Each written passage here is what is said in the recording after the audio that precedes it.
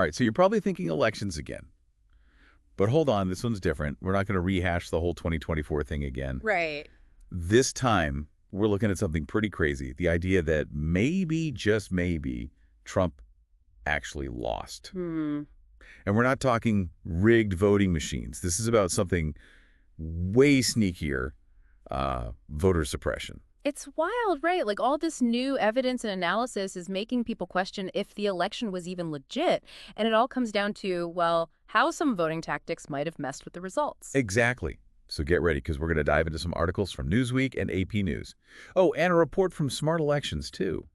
And to top it off, we've got some serious investigative journalism from Greg Palast. The guy's been tracking voter suppression for, like, forever. Yeah, he's the expert. So what we're really asking here is, was our democracy messed with?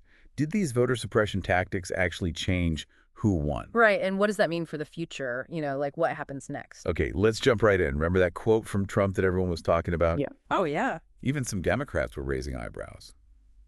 Newsweek reported on this rally where Trump basically said he won Pennsylvania because of Elon Musk and his understanding of, get this, Pennsylvania's vote-counting computers. Yeah, that raised some serious red flags. I mean, right away, people were worried about, like, manipulation, especially because Pennsylvania, well, they've had some voting machine issues before. Oh, yeah, like that whole software thing in Cambria County during the election. Exactly. Voters couldn't even scan their ballots. They had to count them all by hand later. It was a mess. So yeah, that on top of Trump's comment, people were getting really nervous about the whole election process. I mean, can you blame them? And then, of course, we got that whole crazy Starlink conspiracy theory. Oh, man. Like, yeah. people were saying Musk's satellite internet service was rigging the election. Some of the stuff on social media was just wild. Totally.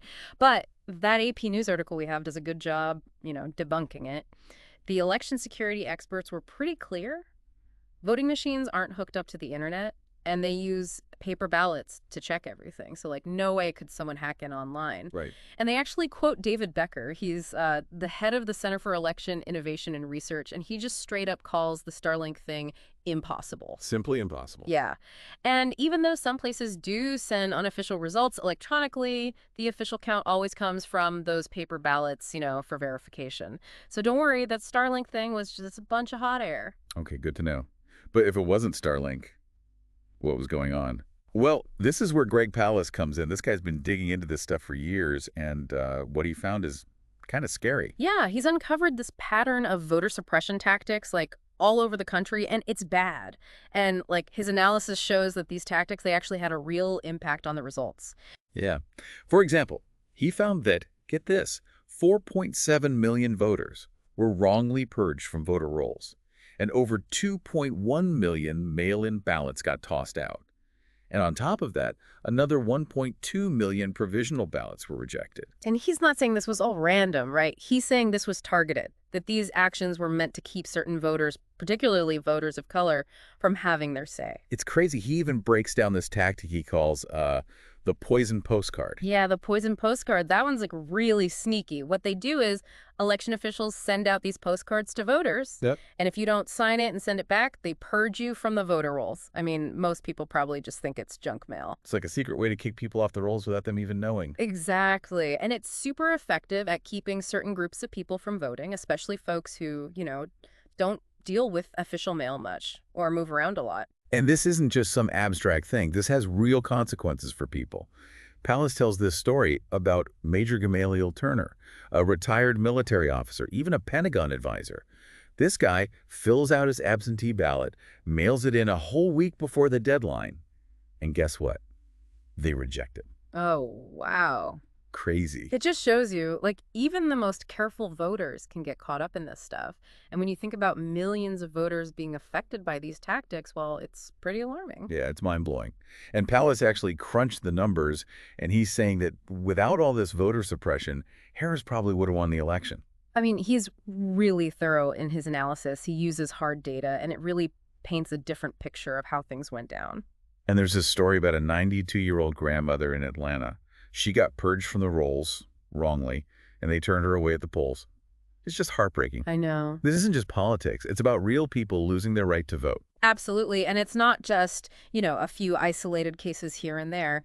This points to a much bigger problem, something systemic. It's like our democracy is being chipped away little by little, and most people don't even notice. Yeah, that's the scary part about voter suppression. It happens quietly, you know, Yeah. often disguised as just like bureaucracy or efforts to make elections more secure. So if it's so widespread and effective, like, is there anything we can even do about it? Is there any hope?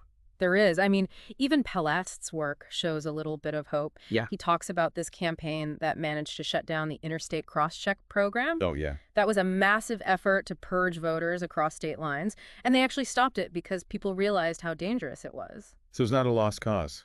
No, not at all. I mean, the first step is awareness. We need to understand how these tactics work, who they target, and how they really affect elections. Then we can actually start fighting back. This reminds me of that smart elections report we talked about earlier. They found some weird data patterns in the 2024 election that suggest maybe like vote totals were manipulated. Oh, right, yeah. That report, while not totally conclusive, definitely raises some red flags. Like, it suggests after a certain number of ballots were counted. It's a method that could go unnoticed, especially in smaller recounts. Sounds like something out of a movie. Right. But it also shows why it's so important to have transparency and oversight in our elections. Absolutely. We need to hold our elected officials accountable, push for stronger election security and support those organizations that are working hard to protect voting rights. And Palast's work, it really shows how important investigative journalism is. Without people like him digging into the data, talking to people who are affected, this stuff might never come to light. Totally. It's a good reminder that a free press is crucial for a healthy democracy. Journalists hold the powerful accountable and expose injustice. Yeah, and it's not just about, uncovering wrongdoing. It's about giving people the information they need to take action. Exactly. Knowledge is power.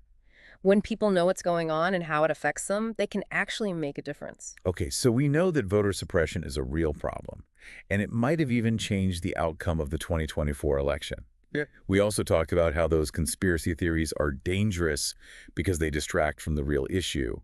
But what can we actually do about it? Like, what can a regular person do to make a difference? That's a good question. Palast suggests that one of the best ways to fight voter suppression is at the grassroots level, right where it's happening. So what does that look like? It means supporting those organizations that are out there, registering voters, educating people about their rights, and challenging discriminatory practices. It means volunteering our time, donating, and speaking out against injustice. What about those vigilante groups that were going around challenging people's voter registrations? What can we do about that? Well, first, we need to understand how they work.